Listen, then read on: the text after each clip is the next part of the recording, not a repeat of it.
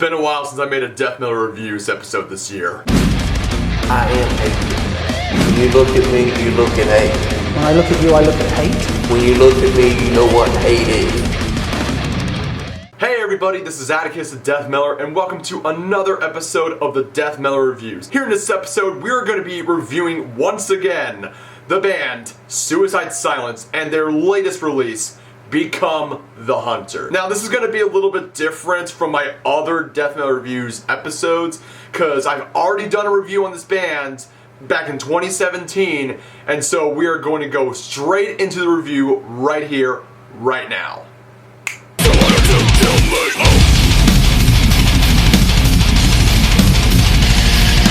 Become the Hunter is actually a collaborative effort, and a really good one, which involved three people that one of them I've covered in previous reviews. The number one person being Steve Evans. Now, Steve Evans is a guy that has collabed with Suicide Silence twice with The Black Crown and You Can't Stop Me. He has also worked with such bands like the Dillinger Escape Plan, God Forbid, Hatebreed, and Incantation. The other person is, of course, Josh Wilbur. Now, Josh Wilbur has worked with such bands like Lamb of God, Trivium, Gojira, and Mark Morton. And the last person that helped out with the Become the Hunter would be Ted Jensen. Ted Jensen has worked with such bands like Behemoth, Of Mice and Men, and The Devil Wears Prada. Now, this is the one thing that Suicide Silence has been known to do, is actually go for the absolute best producers when it came to all of their albums when deathcore was just becoming a thing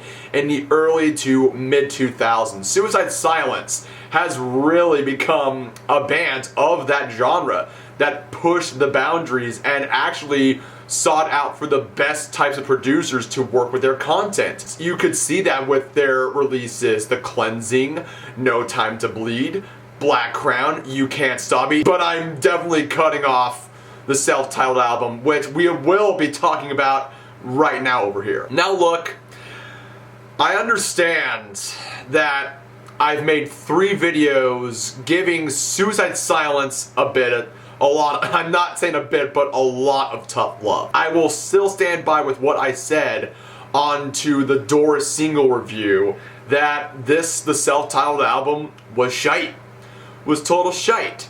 But then after watching Punk Rock MBA's video on how Suicide Silence got so big, I can understand with what they were coming from right now, because it's like you get sick and tired of playing the same shit over and over and over again and you decide to experiment, but then you kind of fucking fail over to that. It's like the fan base is all like, oh, we want more No Time to Bleed, and then it's like, oh, it's the same thing over and over again, and then they play something different and unique and they're like, what the fuck is this shit? So I kind of get with what Finn McKenty said about the band in his video, because they were in a tough situation. But Become the Hunter, I will say, is a pretty good, very decent, and very intense album. But part of me does believe that this was a pretty forced album due to the backlash of the self-titled release. Now, I can remember back in 2018 when I was talking to Adam Medova of the band Wirethrone. Please check them out, they're a really awesome band. And we had we were discussing about the band Suicide Silence, and he told me that Suicide Silence was actually making Become the Hunter, and it was going to be like a completely death metal based album. So I told him I'm gonna hold my breath onto that, and now my breath has been released since I heard some of the singles off of Become the Hunter in late 2019. But I will say this, again, the album was pretty forced, and I mean, I liked it, but again, it was a completely forced album in my opinion due to the backlash of the self-titled release. But there are some very good songs of this album that I would like to review, so we are gonna get to the songs right now. The first track of this album is Two Steps. Now, this was pretty much one of my favorite tracks off of this album, because in many ways, and I can absolutely have to say this while going into this album, it's basically like You Can't Stop Me, but a lot more intense. So That's basically the vibes that I got from Become the Hunter. Now, Two Steps, in many ways, it makes me think of the track off of You Can't Stop Me, which is, You Can't Stop Me. It has the same sort of riffs right there, and it's a pretty fucking intense song, and I also do love the screams, the vocal range of Eddie Hermida. He really, really, really lives up to his reputation being a very good deathcore vocalist, which I really like about this song. So, have a listen.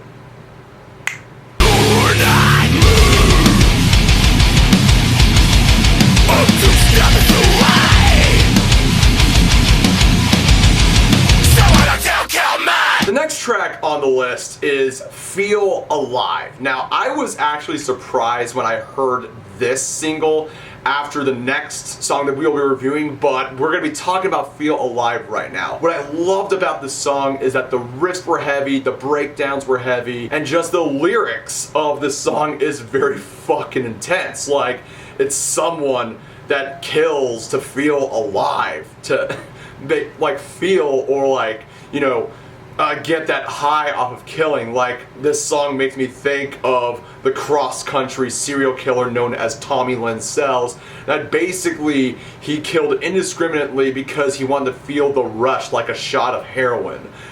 Look him up, he's pretty fucking crazy. So, this is a song that is surprisingly extremely heavy, more heavy than, anything off of You Can't Stop Me. But let's be fucking frank here. The Cleansing and No Time to Bleed will always be the most intense albums of Suicide Silence. But this ranks up there, so have a listen.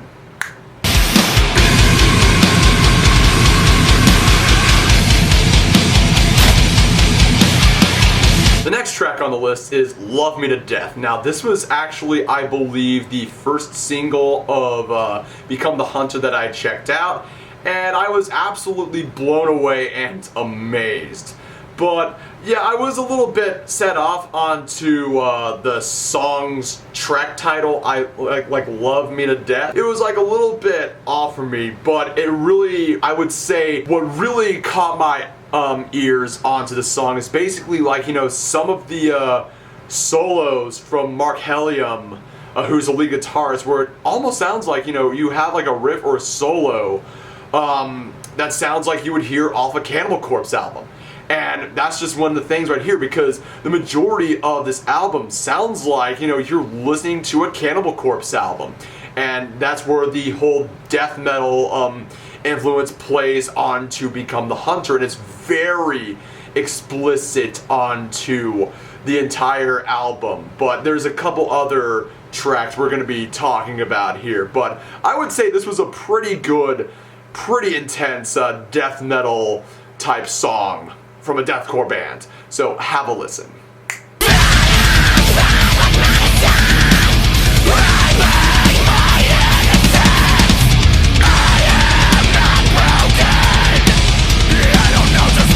The next song on the list is Skin Tight. Now, this is where I would have to bring a lot of my criticism onto this album and how I feel myself that this album was completely forced. Now, look, I'm just gonna be for real here. I will still stand by with what I said onto the self-titled release. It wasn't a very good album. But when it comes to Skin Tight, it is an album that would have been perfect for Eddie Hermida to do his clean singing. Now, not self-titled album clean singing. I think we all can agree that it was bad. It was very bad, especially the tee. If you listen to some of the songs that Eddie Hermida did for All Shall Perish, he does clean singing, and it works so well. It is so very organic and very perfect. Now, this is the type of song the entire mood would be perfect for clean singing, but yet, Eddie does his screams and his growls and stuff. Then there's nothing wrong with that. But in my opinion, I believe it's just the pressure on how the fan base was just so ticked off over the self-titled album that they were just like, ooh, we don't want more clean singing stuff. And it's just like, yeah, I played a little part into it, and I will admit, I was a dick. But at the same time, it's like, yeah, the band is in a tough, weird position right now, making, songs that are unique and stuff for the band. And so this would have been a good opportunity for Eddie Hermida to do his, clean singing that he did when he was with All Shall Perish. It worked just fine with All Shall Perish. But it's just like, you can't please everybody. But I did like the song, but I felt like that this, song was a bit forced onto the criticism that the band had for, since the self-titled release. So, tell me what you think. Have a listen.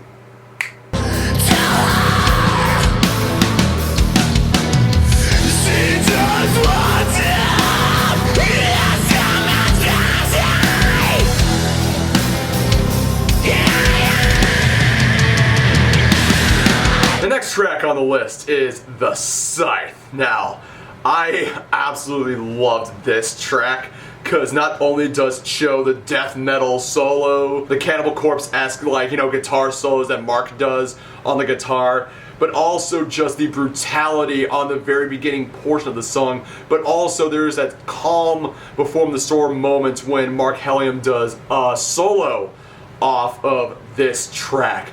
But the track is just a very brutal and intense song that's just perfect for the mosh pit, especially when it's safe to go to venues and shows. When the coronas finally fucking dies, it's just basically how I feel when the coronas finally die, or I just want to kick it down a flight of fucking stairs. But it's a pretty intense album that feels like you're going in the depths of hell and fighting and shit. But yeah, this song's pretty intense, so have a listen.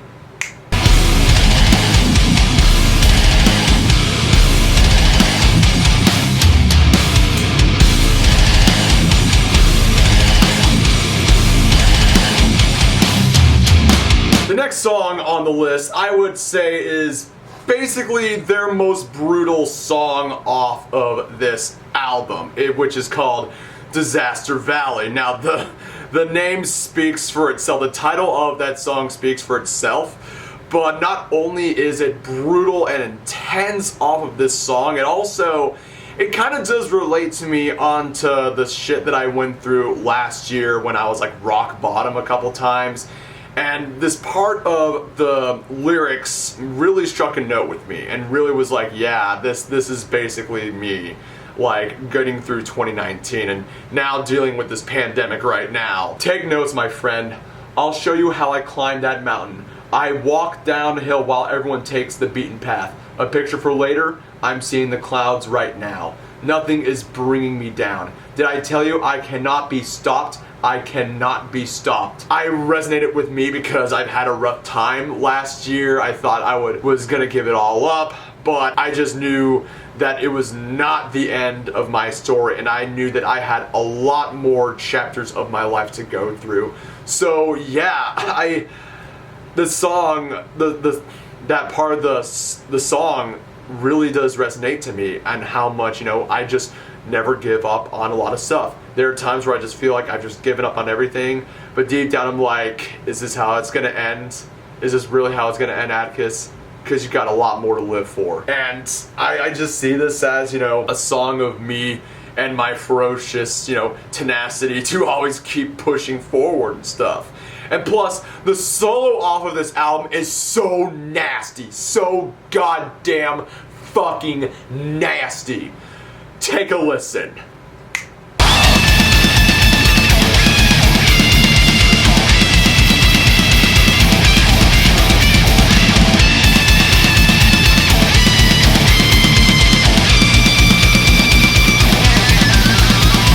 And now we go over to the final song of this review, which is the album's namesake song, Become the Hunter. Now this song features the frontman for the deathcore band Spite, Darius Tarani. Now, I will indeed say Darius Tarani he is a nasty, intense vocalist off of Spite. If you haven't checked out Spite, I highly encourage all of you to check out that band, especially their cover of Slipknot's The Heretic Anthem. Oh my god. But anyways, the song bears a bit of resemblance, just like with Two Steps. It bears a little bit of resemblance towards, the song You Can't Stop Me off of the album You Can't Stop Me. It's almost a lot like that, as well as Wear the Crown off of You Can't Stop Me. Again, basically this album is a more intense version of You Can't Stop Me. Which, I mean, there's nothing wrong with that. There's nothing really wrong with that. It's basically You Can't Stop Me, but with a lot of death metal influences. That's the difference between those two albums. Now, I have no problem with that, but I do love the fact that Suicide Silence had collabs with other musicians, just like with You Can't Stop Me. But yeah, this is a pretty awesome ending for a pretty good album. Just unfortunately, I can't see the band because, you know, every fucking concert and, you know, tour is like canceled or rescheduled because of this goddamn virus. But oh well. We'll see what happens in the future. Have a listen.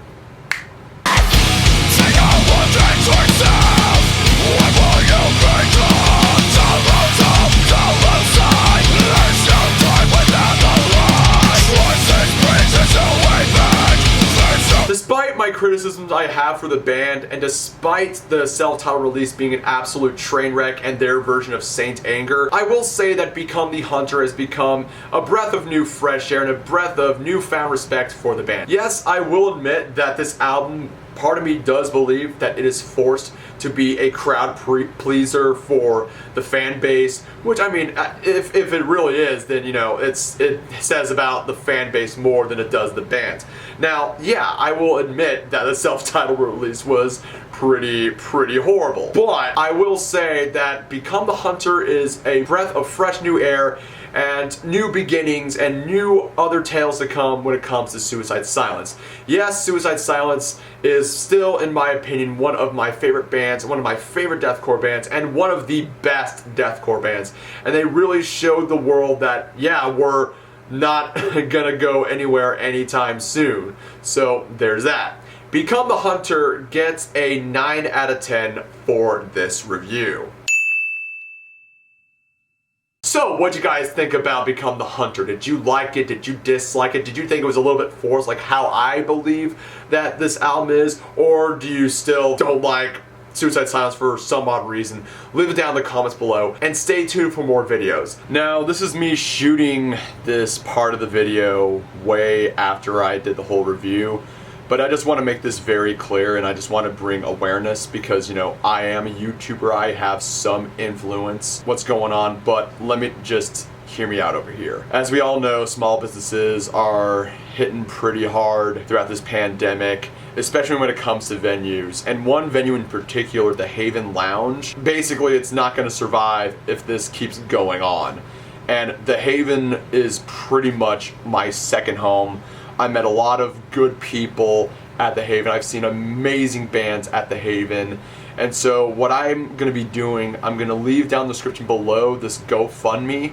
If you can just spare even $1, that would help greatly. And also, please spread the word, especially to like other venues across your states. Like, this is bad. This is definitely bad, but I just want to do something so that when things go into our favor with this whole pandemic, and I'm hoping things get back to normal, the Haven will be around for many decades to come. So do your part. I'm going to do my part as well, so let's try to raise some money for this place. It's basically my second home. So without further ado, ladies and gents, I'm Atticus the Death Miller. Hope you like this video, subscribe to my channel, links are down in the description below. Keep metal, have an excellent and blessed day.